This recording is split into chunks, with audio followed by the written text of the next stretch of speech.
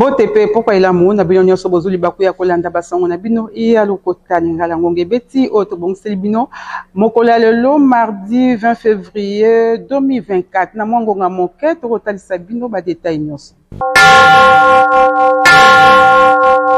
Délégation ya mouvement de libération du Congo MLC peba parti alienaye bakutanaki na hôtel Hilton na informateur Mwanamboka Augustin Kabuya mokolo ya mardi 20 février 2024 na bokambembi ya Mwanamboka Jean-Pierre Bemba Gombo et Paiwapi ba affirmaki appartenance na bango na majorité parlementaire ya tata moko de Congo démocratique Félix Antoine Tshisekedi Tshilombo ba détail na Puris Pembele.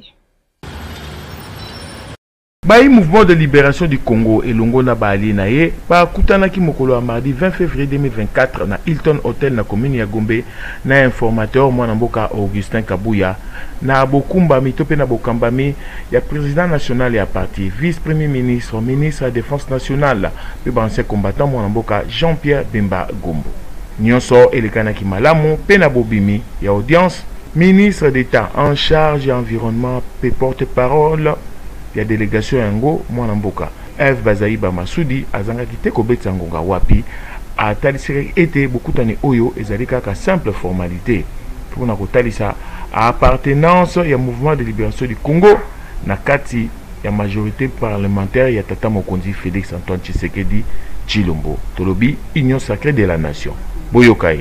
Le compte d'aujourd'hui a été juste une formalité constitutionnelle à respecter.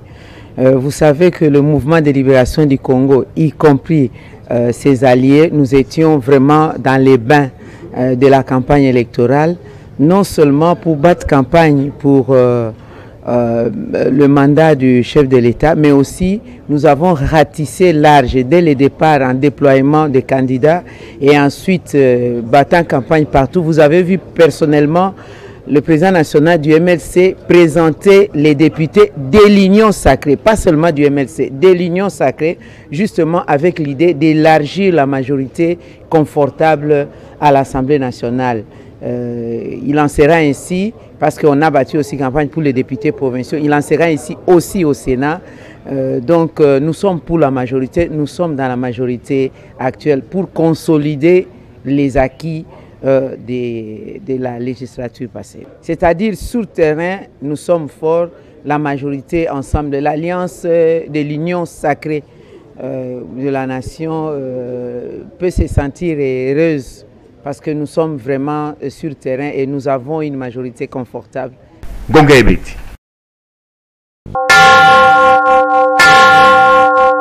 24 heures avant, Mwanamboka Vital Kamere, initiateur, il y a regroupement AAINCP AVK, YEP, à Koutanaki, Mokolo, ya lundi 19 février 2024, na informateur Augustin Kabuya, na Hilton Hotel, na cadre, il y a ba consultation au Tata Mokonzi, à PCI mission, na Mwanamboka Augustin Kabuya, secrétaire général, il y a UDPS, Puris Pembele, Azongli Sousou pour nous repasser sur les détails.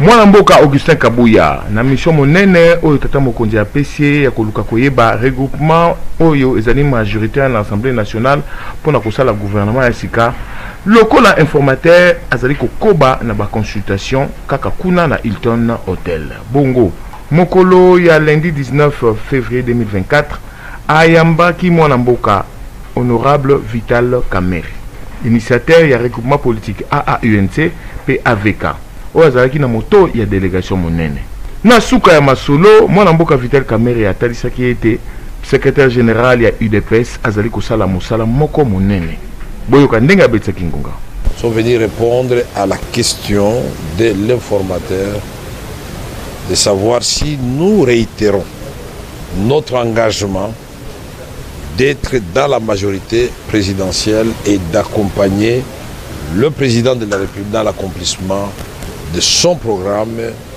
pour le social des Congolais et pour le développement du Congo et pour que finalement les Congos, dont la vocation naturelle est la locomotive de l'Afrique, nous avons dit oui, non seulement verbalement, mais nous avons signé un acte d'engagement.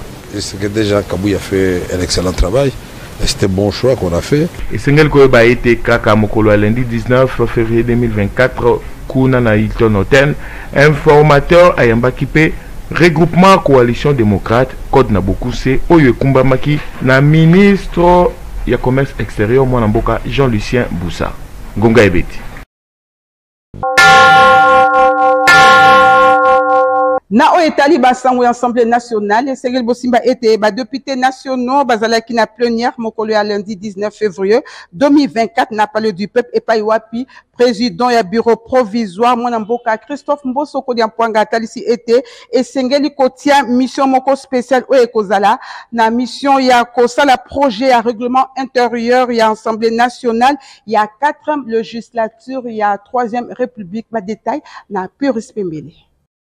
Nasuka ya plénière ya lundi 19 février 2024 oyo ezalaki plénière ya mokuse koleka wuta session extraordinaire ya 4e législature ya 3e république ebanda président ya bureau provisoire Christophe Mboso Kodia Mpwanga na communication na ye atalisaki ete esengeli kokela commission moko spéciale oyo ekozala na mission ya kobimisa to pe ya kokoma règlement d'ordre intérieur ya sika.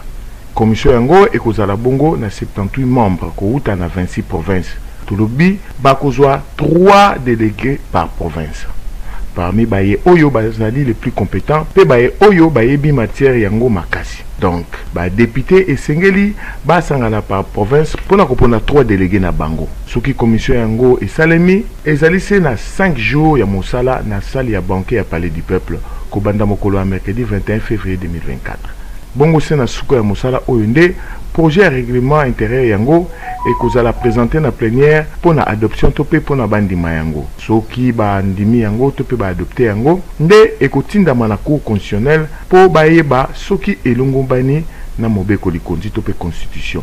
Na simande ba koleka na vote pe installation ya bureau définitif ya Assemblée nationale. Président Christophe Mboso Kodia Mpwanga azangaki te kopesa quelques recommandations na équipe ya commission oyo ekosalema. Après l'adoption de notre procès verbal, venons-en à présent au point ayant trait à l'élaboration et à l'adoption du règlement intérieur de l'Assemblée nationale. À ce sujet, la première étape de nos travaux consistera à la constitution de la commission spéciale qui sera chargé de rédiger le projet du règlement intérieur. Pour ce faire, votre bureau provisoire propose que chaque province soit représentée dans cette commission spéciale à raison de 3 députés, faisant un total de 78 honorables députés. C'est 26 fois 3, c'est 78. Nous avons 26 provinces. Chaque province désignera 3 collègues qui feront partie de la commission. S'agissant de leur profil, votre bureau provisoire estime qu'il serait judicieux de prendre en compte non seulement les juristes, mais également des députés d'autres formations, sans oublier les critères d'expérience et de parité.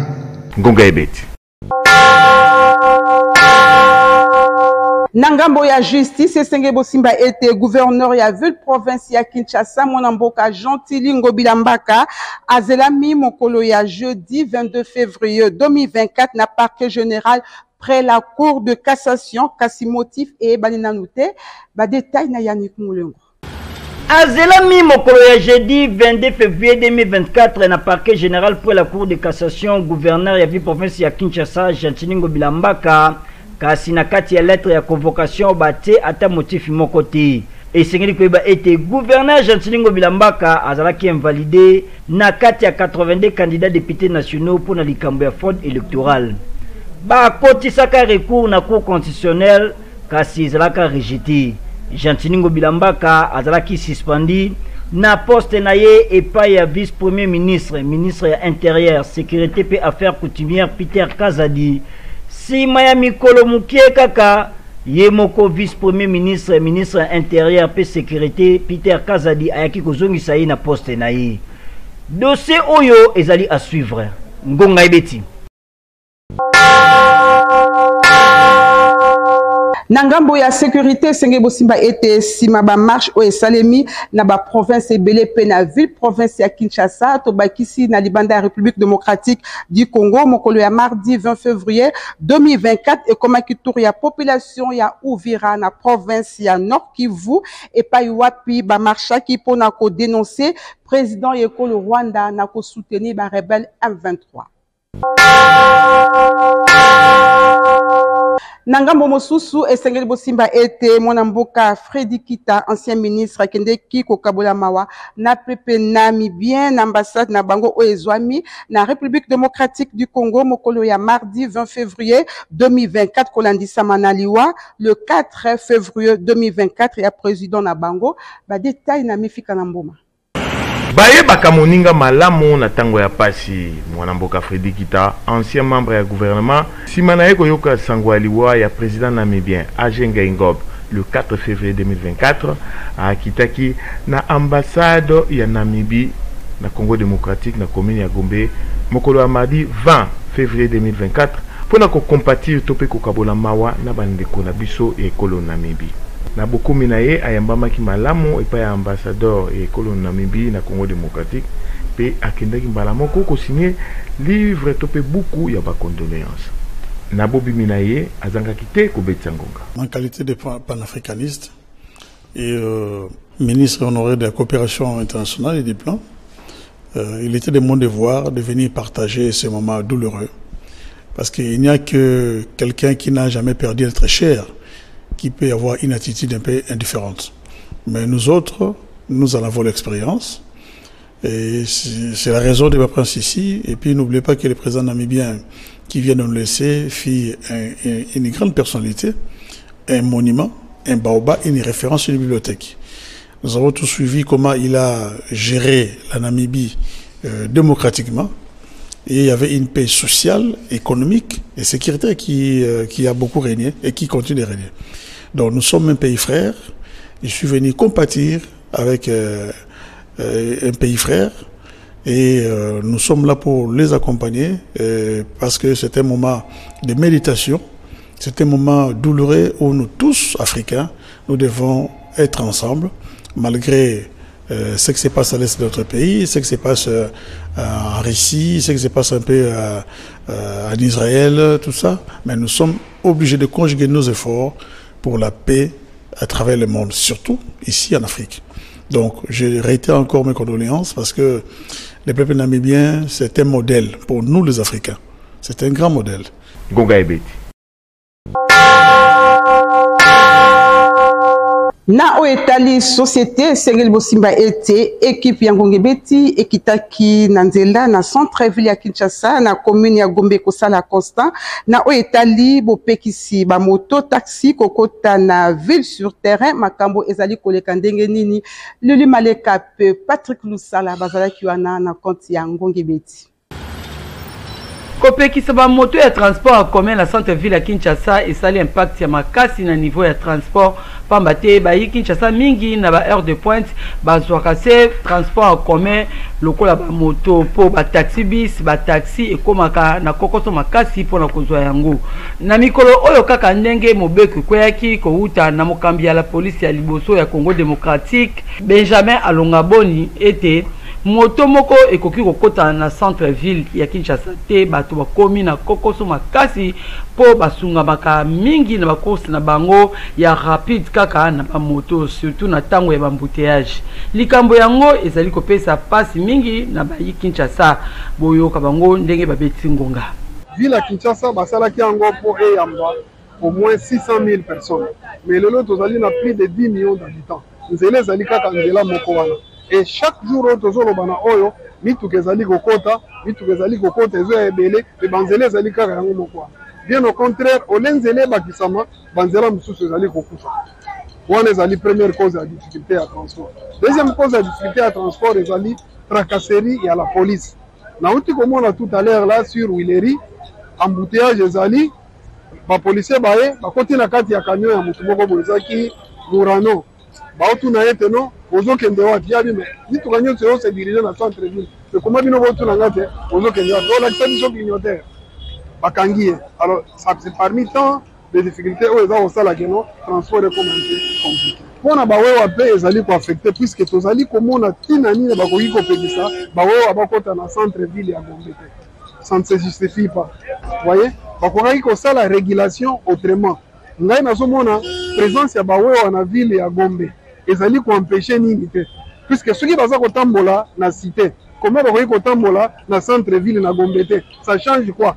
Donc passe ezali toza ba journalier tozosala na ba entreprise ya bato bamwa mbongo nike bakopesa 10 000 boye 8 000 ofuta na transport donc osala eloko te. Mais mpona ngai naolinga président alandela biso na likambo oyo atala biso likambo oyo mpona bato ya bamoto yango mabe te kopekisa bango mais bato ya moto mpe yango mpe basungaka biso po embouteillage eleki trop surtout na banzela mabulu kota propre aliment ebukani donc moto alandela yango aza te suivia malamu eza te. Mobeko ekotikala se mobeko oyo esengeli moto nyonso atosa yango atako ezali pasi to pe makasi. Ngonga ebeti kaka na oyo etali société sengeli bosimba ete avenue Kasai bokutani na avenue Kapanga kino avenue Kongolo ezali ya kobeba na ndenge okosakana te ezali kopesa pasi na baleki nzela pe bakumbi motuka. Constant esalami epai ya Rachel Mbula. Banzela misatu oyo komisaka baimboka na centre ville nyonso ezali ya kobeba na ndenge kosakana te kotanga Kasavubu Bokasa pe Kasai. Population comme la difficulté makasi pona kokoma na esika ya musala zando pe occupation mususu na centre ville. Ndakisa awa tozwami na avenue Kasai na bokuta inango na balabala Kapanga kino kokoma na avenue Kongolo wana tozwami na commune na Barumbu. Libulu moko ya mai esalimi awa ekomi kopesa pasi makasi na bakumbi mituka. Botala bino moko mituka misato ekufa esika moko oyo ezalaki na ba marchandise mutuka mususu ememaki bazelo moya koloba ezali te bongo population ekomi koleka na kokoso makasi soko otie likolo bien te okwei ezala na ngambo ya bakumbi moto koleka ekomi na pasi misusu ekomi kosuka kaka na ngambo wana veut dire client kita continue na makolo ya matoi mangongi pe bazali kaka ndenge bozali komona ya bilili moto oyo amemi kilo ya babido na mama ya bato balingi bakoya quel risque na nyonso boyoka ndenge ngonga ebetami. Ici on a autant souffert, on a autant pleuré de bakonzi. Tilelo, ata solution mon côté. Kasa ezali, tu as trois références à Kota Zando. Ya liboso ezalaka Bokasa, ya mibale ezalaka Kasa et ya misato ezalaka Kasavubu. Kasavubu bakufi, Bokasa kufi, Kasa ya kufi. Moya au Kota Zando ezalaka te s'il te plaît bakonza mboka. Ngala on a lelela bino. Il existe des gouverneurs dans la ville province de Kinshasa, mais c'est les gouverneurs. Il y a aussi un bourgmestre au sein de notre commune de Barumbu, mais c'est le bourgmestre. Veuillez encore résoudre les problèmes que la biso na Kinshasa. Bavani eteni o balobi balembi po baloba bazwaka ya na malonga te kasi yambala oyo yango basengi bobongisela bango avenue Kasai. Ngonga ebeti. Population Yenguma Mokonzi Kinshasa epesi makanisi na ye na oyo etali décision ya tata mokonzi ekolo Congo démocratique oboya ko négocier na Rwanda na oyo etali guerre na partie est ya République démocratique du Congo bazalaki bongo na micro ya Lili Maleka pe Patrick Lusala. Les message moko responsable en réalité biso toza vraiment menacé par les Rwandais toza wana te pona oluka négociation. C'est-à-dire s'il faut force par force, il faut force. Il faut que négociation, en tout cas négociation, en tout cas chef de l'État a vraiment pleinement raison. Donc, Togo que jamais n'a pas de négociation. Je félicite le chef de l'État, Félix Antoine Tshisekedi Tshilombo, commandant suprême, en tout cas, on félicité Yébélé. Togo qu'on négocie jamais la rebelle. Il faut que puisque rebelle wana a celle génocide, rebelle wana a bombé biso ba négociation congolais et comment la négociation na rebelle. En tout cas pour cela pas question. Toko négocier la rebelle si papa Félix est obligé tous les jeunes tozala mobiliser soki il s'agit de kosala minduki tokosala minduki tokende Rwanda tobunda to récupérer mabele na biso toana souci Rwanda nenga za wana aza rebelle toko négocier na yete toko négocier par rapport ya nini na intérêt ni option de négocier na Rwanda parce que totano bandiko na biso ba kufa na est na Goma to éviter to kufela nini ko biso toko négocier na Rwanda te poto tikela ye etenya mabele na biso Congo toko nimelo ko wana ti na ba corps o wana ya sina biso ki soki président ya république wazaki Désiré Kabila sinaki Félix Saïbi makambo wana te to yebi yango te biso ko tikela mabele ya biso ya Congo te po to négocier na Rwanda po lelo biso Rwanda akoma azwa mabele na biso kitena mabele na biso to linga ngote soki Rwanda ezo linga biso to kena bitumba seke to kena bitumba to zapena to ndimi yango to kena bitumba oye ko ya eya président de la République a joué décision wana to sepeli na makasi parce qu'on ne peut pas négocier avec quelqu'un oyo bazali ko boma biso ba Congolais bazo ko fona est to ça différent na bango te basa bande ko na biso tango ke Rwanda telemi azo boma bango il faut que si c'est que dialo ba non parce que soka négocier na bango to sali retour ya ba tango ya ba Uberwa donc à partir de la négociation on a basenga bazala ba ministre basenga bayana ba faux militaire ba kotsa bango comme non toza ba généraux oyo baye non biso to diriger 4 provinces donc et la division il y a pouvoir et donc ça va encore affaiblir l'autorité congolaise. Aza chef de l'État mokonzi ya bakonzi nyonso mokonzi tina ya soso ya Congo. Soki asi décision ngana koza décision nini aboyi pas de négociation. M23 baza banani au chef de l'État koyoka na bango M23 ti lelo tozoyeba il faut toyeba que M23 qui dirige M23 M23 tozomona moto azodiriger bango te tozomona kaka Rwanda nde azosapuye na makambo wana ya M23 siko chef de l'État akoyoka na bango nde nini babuma bandeko na biso na este ti lelo bazoluka négociation ya likambo nini en tout cas mokonzi ngai longonya mingi pa na yo chef de l'État mokonzi Fachi Beton oza mokonzi penza solo puisque au parvenir koloba likambo wana na union monene ya Afrique olobiki ngai na koyoka na bato wana te biso ba peuple na nyonso toza nsima na yo komeka te koyoka na chef de l'État koyoka na bato wana te. Na basango oyo nde nazundingisa ko kabwana bino soki bosepelaki na basango lelo mardi 20 février 2024 bopesa matondo mingi na Patrick Lusala zaki na biso sima ya caméra ala bamba simbaki biso na montage ngana bino tokuta lisusu mikolo ezali koya bozala branché na manaka ya Kanaki télévision Télé Vérité.